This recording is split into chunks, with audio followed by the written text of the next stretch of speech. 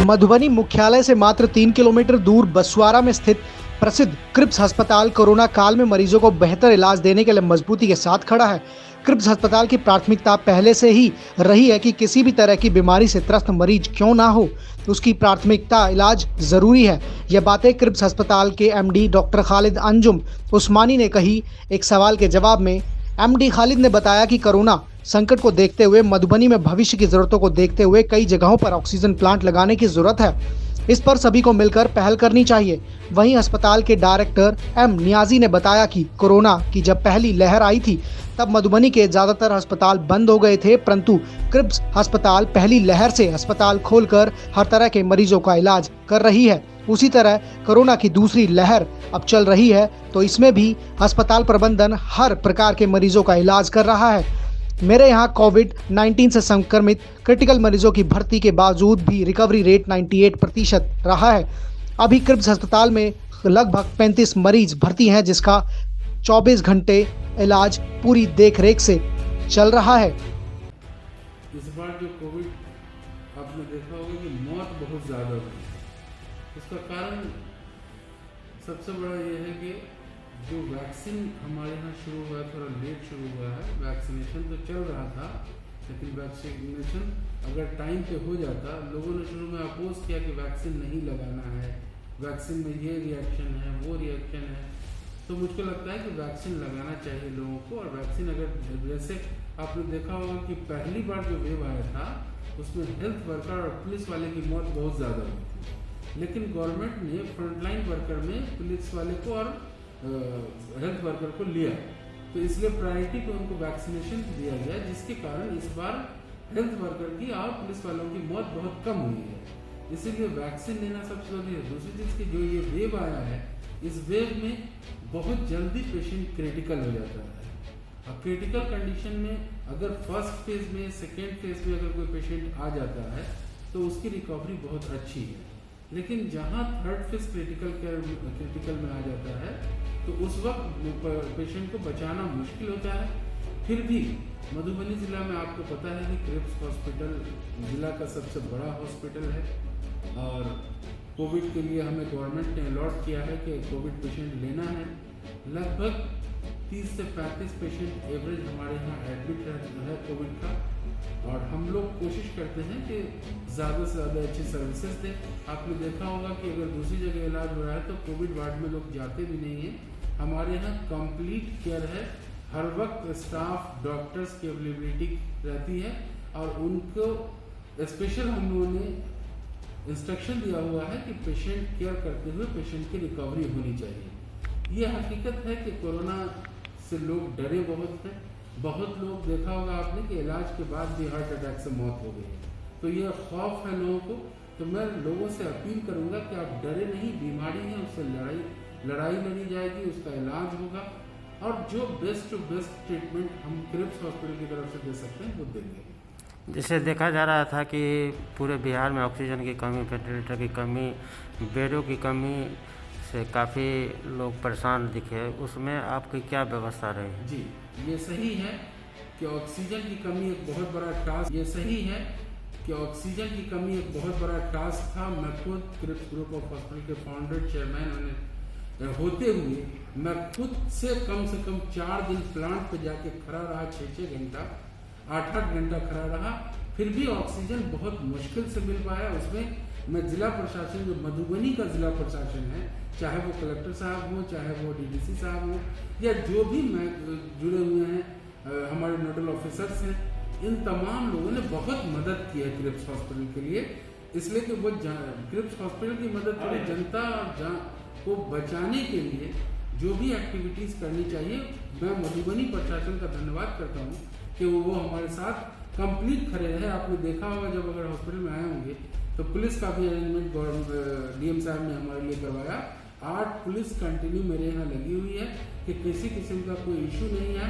उसके लिए उनका बहुत बड़ा धन्यवाद मैं करूँगा पूरे एडमिनिस्ट्रेशन का।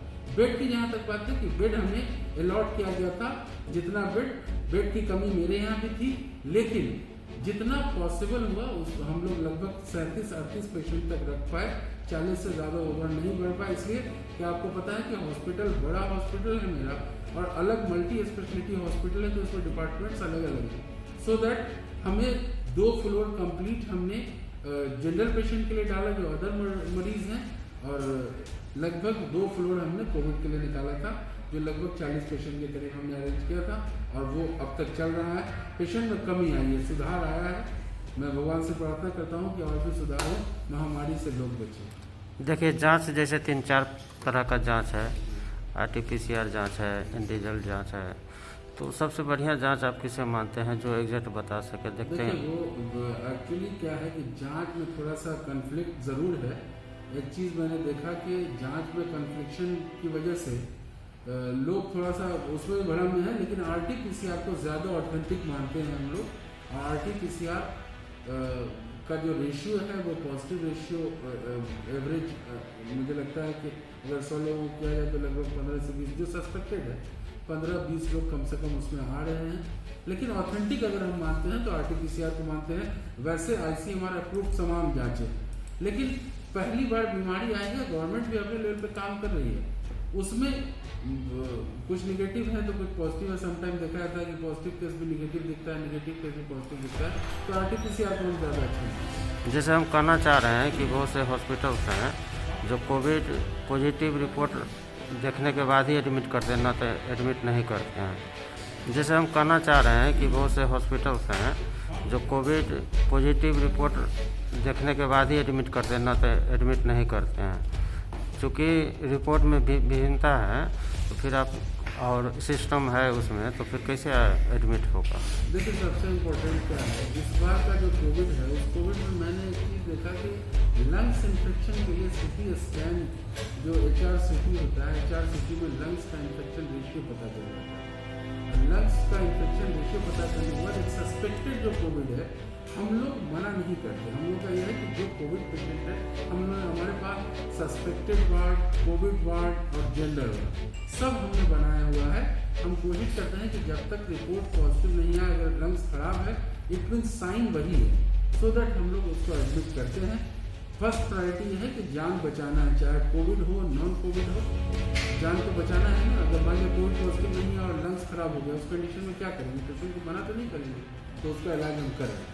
जैसे कोविड-19 को लेकर बहुत सी परेशानियाँ कठिनाई आई, तो भविष्य के लिए ज़िले में क्या व्यवस्था चाहते हैं जिला प्रशासन या सांसद विधायक के कोटा से, जो आगे जा कर के मधुबन वासी को ठीक रहे सब कुछ? देखिए, इस बार जो हम लोगों ने फेस किया है, मुझे वो फेस किया कि जिला में एक मधुबनी एक ऐसा जिला है जहाँ एक भी ऑक्सीजन प्लांट नहीं है। असल सबसे बड़ा फैक्टर यह है, इसमें प्रशासन को हम इल्ज़ाम नहीं लगाएंगे इसलिए कि यहाँ पे ऑक्सीजन प्लांट नहीं था। दरभंगा में एक ऑक्सीजन प्लांट था, लेकिन उस पर भी इतना ज़्यादा लोड है। दरभंगा मेडिकल हब है, ये आपको पता ही है। तो सबसे इम्पोर्टेंट है कि ऑक्सीजन की जो सुविधाएं, ऑक्सीजन प्लांट गवर्नमेंट ने अनाउंस भी किया है, उसमें जयनगर का नाम है, मधुबनी सदर का नाम है। तो अगर ये ऑक्सीजन आ जाता है तो हम लोग, मुझे लगता है कि इस टाइप की महामारी में हम लोग 100% खड़े हो सकते हैं। और जिला प्रशासन का जो सपोर्ट मेरे साथ रहा है अभी, वो बहुत अच्छा रहा।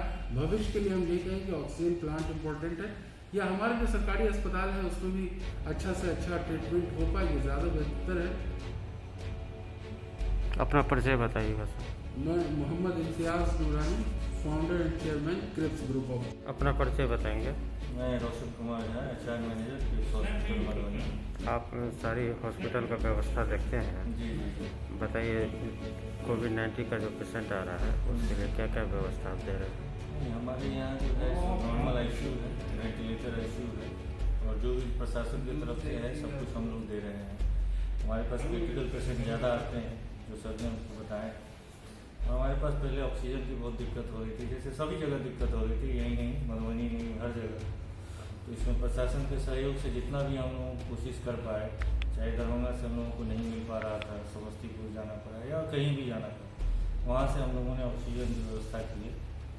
और मरीजों को हम लोगों ने, एक भी मरीज़ हमारे यहाँ ऐसा नहीं हुआ कि हम बिना ऑक्सीजन के लिए हमारे मरीज़ को किसी को भी कोई दिक्कत नहीं। जैसे देख रहे थे कि बहुत से हॉस्पिटल्स हैं जहां मरीज को खुद ऑक्सीजन के लिए दौड़ना पड़ा, खुद व्यवस्था कर रहा था, वैसा आपके यहाँ? नहीं, हमारे यहाँ पहले दिन से भी चाहे वो प्रशासन की तरफ से हो या हमारे हायर मैनेजमेंट चेयरमैन डायरेक्टर सब की तरफ से हो, ये हमने बिल्कुल श्योर किया था एक भी पेशेंट को अगर पेशेंट हम रख रहे हैं तो उसको वेंटिलेटर या ऑक्सीजन किसी भी चीज़ की कमी नहीं होनी। मतलब पेशेंट को हमारा इधर पहले दिन से था। उधर अपने प्रयास नहीं करना पर आप खुद नहीं, आप प्रयास कर दिए? नहीं, हम खुद प्रयास किए, प्रशासन की तरफ से अपना खुद भी प्रयास था, लेकिन हम लोगों को ऑक्सीजन की कभी दिक्कत नहीं और न हमारे किसी पेशेंट को दिक्कत। जो नए कोविड पेशेंट आपके यहाँ आना चाहते हैं उसके लिए क्या संदेश देना चाहते हैं? हमारे यहाँ जिस तरह के बता रहे हैं कि जो सुविधा है नर्सिंग स्टाफ से लेकर डॉक्टर्स 24 घंटे हमारे यहाँ अवेलेबल हैं। हमारे यहाँ जो केयरिंग है वो आपको मधुबनी जिला नहीं, हम कह रहे हैं नॉर्थ बिहार में सबसे अच्छा केयरिंग हमारे यहाँ पर। आप 24 घंटे में कभी भी पेशेंट से जाकर मिल सकते हैं, तो सब सारी सुविधा है। मॉनिटरिंग से लेकर ऑक्सीजन लेवल आप जब चाहेंगे पेशेंट के बारे में सारी इंक्वायरी आपको दी जाएगी। कोविड-19 के जो पेशेंट है उसकी रिकवरी रेट क्या है?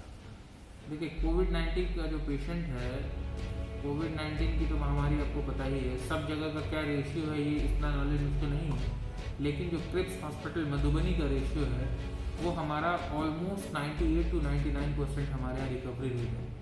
सपोज़ अगर 100 पेशेंट्स हमारे यहाँ एडमिट हुए हैं तो उसमें से 1, 2, 3 ही क्रिटिकल, ऑब्वियस सी बात है क्रिप्स है तो थोड़ा क्रिटिकल पेशेंट हमारे पास ज़्यादा आते हैं, क्योंकि वेंटिलेटर भी जिला में 4-4, 5-5 वेंटिलेटर ऑलरेडी हमारे पास है, तो क्रिटिकल पेशेंट हमारे पास ज़्यादा आते हैं। स्टिल उसके बावजूद भी हमारे यहाँ जो रिकवरी रेट है वो 98 to 99%।